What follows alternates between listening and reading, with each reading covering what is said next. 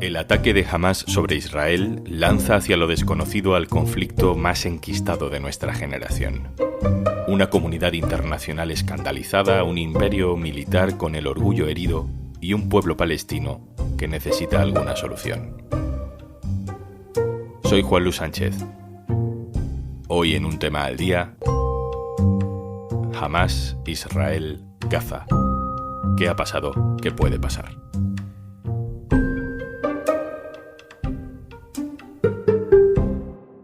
Una cosa antes de empezar. Hola, soy Juanjo de Podimo y aparezco por aquí para decirte que si quieres escuchar Un Tema al Día sin interrupciones, tienes una opción muy sencilla. Regístrate en podimo.es/aldía y disfruta de 60 días gratis de todo el contenido de Podimo en exclusiva.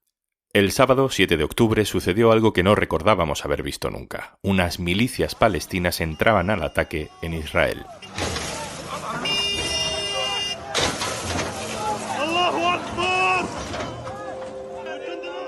El ocupado se convertía por una vez en invasor.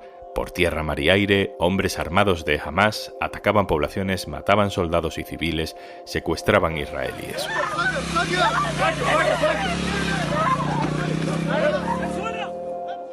Unos 700 muertos en Israel, se calcula.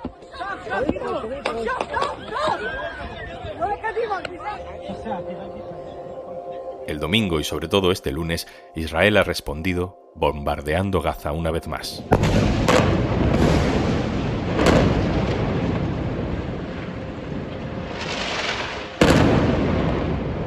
Si el sábado veíamos a civiles asesinados en un festival de música en Israel, este lunes hemos visto cadáveres cubiertos de sangre y ceniza en un mercado de Gaza. Las cifras de muertos en Palestina no van a parar de subir. El ministro de Defensa de Israel ha dicho esto, que ha ordenado el asedio completo de la franja de Gaza. No habrá electricidad, ni comida, ni combustible. Todo está cerrado. Y añade, estamos luchando contra animales y actuaremos en consecuencia.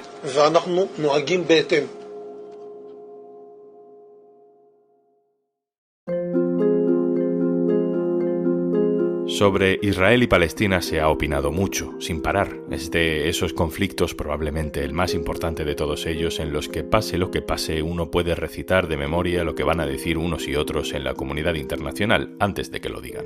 I want to express my absolute solidarity for the people of Israel. C'est purement du terrorisme et Israël a le droit. I told them the United States stands with the people of Israel in the face of these terrorist assaults. Nuestra condena, nuestro repudio con toda firmeza a los ataques terroristas del pasado fin de semana contra Israel. Es así desde hace 75 años, cuando esa comunidad internacional dio permiso a Israel para ocupar territorios, convertirlos en un estado confesional de mayoría judía, expulsar a los palestinos de sus casas y someterlos militarmente. A partir de ahí, la derecha y el establishment occidental ha justificado o ignorado las reiteradas violaciones de derechos humanos de Israel para mantener esa supremacía, y la izquierda ha convertido a Gaza en un símbolo de opresión, defendiendo su derecho a resistir en general, pero mostrándose incómoda cuando hay violencia de por medio, dividida sobre si las respuestas armadas son derecho a autodefensa, guerra, pero que la guerra siempre es mala, o directamente terrorismo. En todo caso, más allá de las opiniones, lo que estamos viendo es ahora diferente. Es Hamás invadiendo Israel e Israel sufriendo en su territorio, en su población civil, parte de lo que Gaza ha sufrido durante décadas. La reacción en cadena es impredecible y hoy intentamos dar una guía básica para lo que viene. Saludo a Javier Biosca, responsable de información internacional en el diario.es. Hola, Javi. Hola, Juanlu, ¿qué tal? Y a Jesús Núñez, codirector del Instituto de Estudios sobre Conflictos y Acción Humanitaria. Hola, Jesús. Hola. Empiezo contigo, Jesús, para intentar entender mejor lo que ha pasado, ¿no?, desde el sábado. Muchos analistas internacionales habláis de que esta operación de Hamás en Israel deja en ridículo al gobierno israelí, que es un gran fracaso. ¿Por qué se dice eso?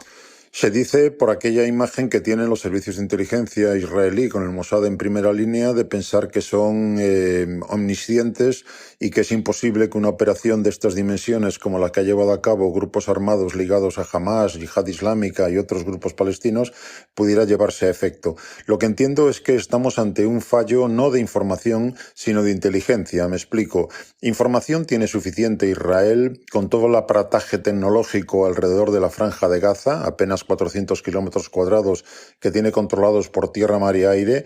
Otra cosa es el fallo de inteligencia, es decir, la valoración de esa información, que cabe imaginar que Israel ha llegado a la conclusión de que en ningún caso jamás, por puro instinto de supervivencia, iba a llevar a cabo una operación que podía suponer una represalia brutal por parte de Israel que ponía en peligro su propia existencia y que desde ese punto de vista entendía Tel Aviv que conseguía disuadir una operación como la que ahora estamos viendo. Hemos visto vídeos duros, muy duros, de civiles asesinados o secuestrados en Israel. Se calcula que unos 100 han sido capturados, llevados a Gaza. Algunos ya sabemos que tienen nacionalidad también extranjera, incluso puede que 2 de ellos sean españoles. ¿Qué gana Hamas, Jesús, con este tipo de acciones que evidentemente van a generar una enorme conmoción y condena internacional? Entiendo que Hamas, con una acción de este tipo infiltrándose en diferentes localidades israelíes, puede sorprender en primera instancia que no haya buscado objetivos muy específicos, es decir, no ha ido a por edificios gubernamentales, no ha ido contra infraestructuras críticas de Israel, sino que en primera instancia ha entrado simultáneamente en varios lugares, demostrando en primer lugar que las Fuerzas Armadas israelíes no tienen la capacidad que algunos creían de frenar ese tipo de operaciones. Por otro lado, crear un clima de terror generalizado, indiscriminado, matando a todo lo que se moviera ante sus ojos. A partir de ahí, hacerse con prisioneros que le pueden servir básicamente en 2 sentidos. Por un lado, para intercambiarlos por prisioneros propios que están en las cárceles israelíes y por otro lado, para utilizarlos como escudos humanos en la medida en la que Israel, al lanzar una represalia, busque destruir toda la infraestructura de estos grupos palestinos ubicados en la franja. En cualquier caso, parece claro que unas operaciones de este tipo lo que van a generar es una corriente de simpatía con Israel o lo que es lo mismo de condena a las acciones que está desarrollando estos grupos palestinos.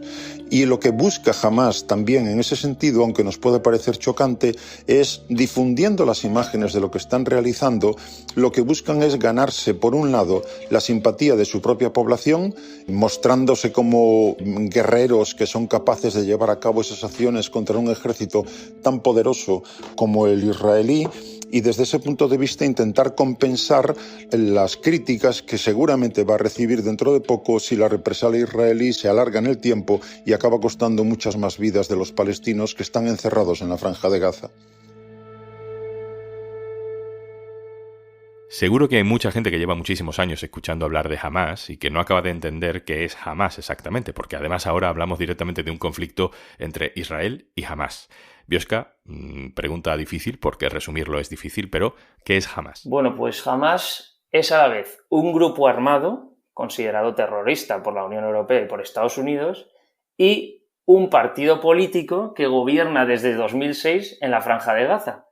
Que Gaza es un territorio palestino pequeño, de unos 360 kilómetros cuadrados y 2 millones de habitantes, y está completamente separado de Cisjordania, ¿no?, del resto de Palestina.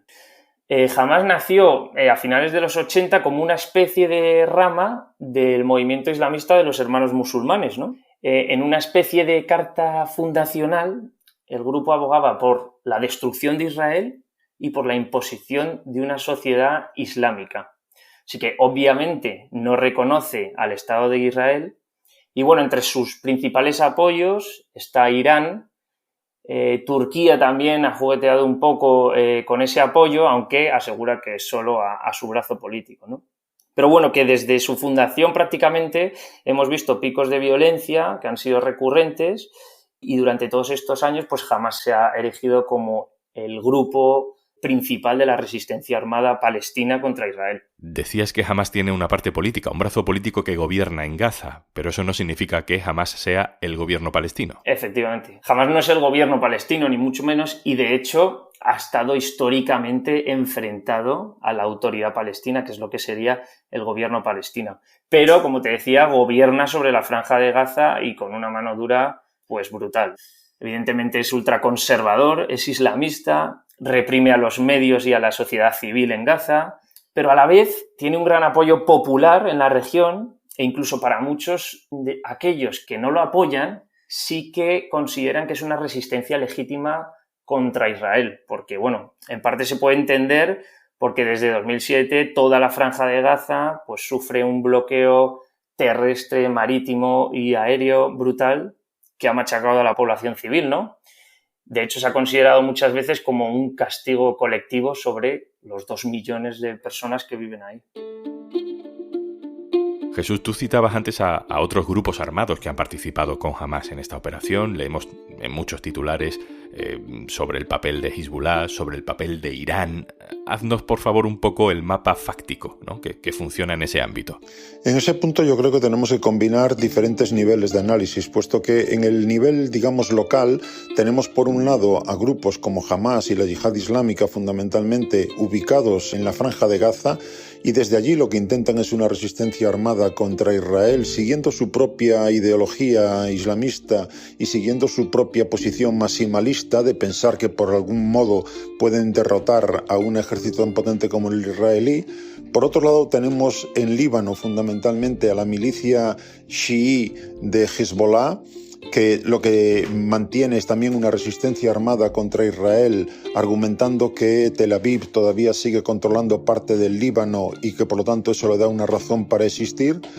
Por encima de eso tenemos que identificar de inmediato a Irán, un Irán que tiene a los ojos de Israel es su principal amenaza, un Irán que mantiene un discurso muy duro también, que plantea incluso la eliminación de la entidad sionista, tal como la denomina, y que desde ese punto de vista no nos puede extrañar que Irán busque manejar determinados instrumentos que sirvan a ese propósito estratégico. Si elevamos la mirada, podemos ver a un Irán que lo que busca fundamentalmente es boicotear el proceso de normalización de relaciones que se está desarrollando ahora mismo entre Arabia Saudí e Israel, y de ese modo hacer más difícil a Riad, a Arabia Saudí, el poder dar definitivamente ese paso. Jesús Núñez, codirector del Instituto de Estudios sobre Conflictos y Acción Humanitaria y colaborador del diario.es. Un abrazo, gracias. Encantado una vez más. Hasta pronto.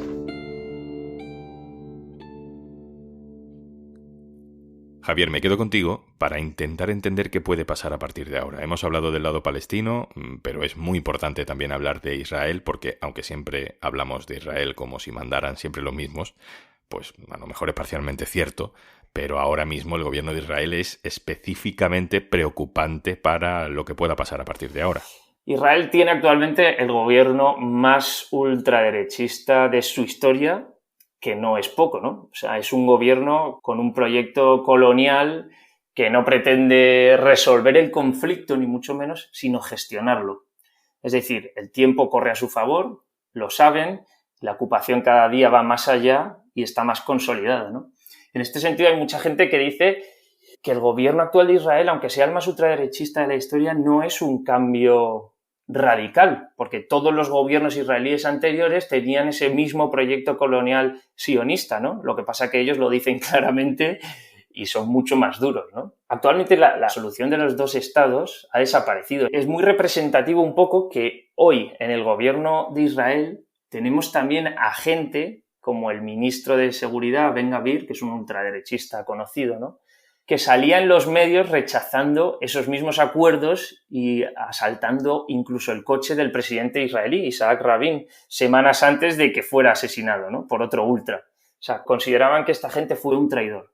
Pues esta gente está hoy en el gobierno de Israel. Decías antes que tanto la Unión Europea como Estados Unidos consideran a Hamás una organización terrorista y, por tanto, lo que ha hecho Hamás en Israel para ellos es puro terrorismo. Y estamos viendo la respuesta de Israel, que pasa por el bombardeo también a civiles, por bloquear la electricidad, por bloquear el acceso a alimentos. ¿Tendremos alguna respuesta de la comunidad internacional? ¿Podemos esperar que la comunidad internacional le ponga algún límite a la respuesta de Israel al ataque de Hamás? Yo dudo que la comunidad internacional sea capaz de frenar la escalada y mucho menos de frenar una respuesta israelí que probablemente será salvaje, ¿no? Es que todo esto lo hemos visto durante años, ¿no? En el Consejo de Seguridad tenemos un miembro permanente con capacidad de veto, que es Estados Unidos, que prácticamente ha bloqueado cualquier resolución que pueda ser contraria a Israel, ¿no? En definitiva, es muy difícil que puedan frenar las acciones de Israel, que ya en el pasado ha cometido violaciones de derechos humanos, ha incumplido la legislación internacional y las leyes de la guerra. Javier Biosca, compañero, muchas gracias. Gracias. Y antes de marcharnos... Porque escuchas podcast de curiosidades con las que luego quedas genial contándolas como si las hubieras descubierto tú. En Podimo, aprende mientras pasas un buen rato. Tienes 60 días gratis en podimo.es/aldía. Esto es Un Tema al Día, el podcast del diario.es. Si te gusta lo que hacemos, necesitamos tu apoyo. Hazte socio, hazte socia del diario.es en el diario.es/socio. El podcast lo producen Carmen Ibáñez, Marcos García Santonja e Izaskun Pérez. El montaje es de Pedro Nogales. Yo soy Juan Luis Sánchez. Mañana, otro tema.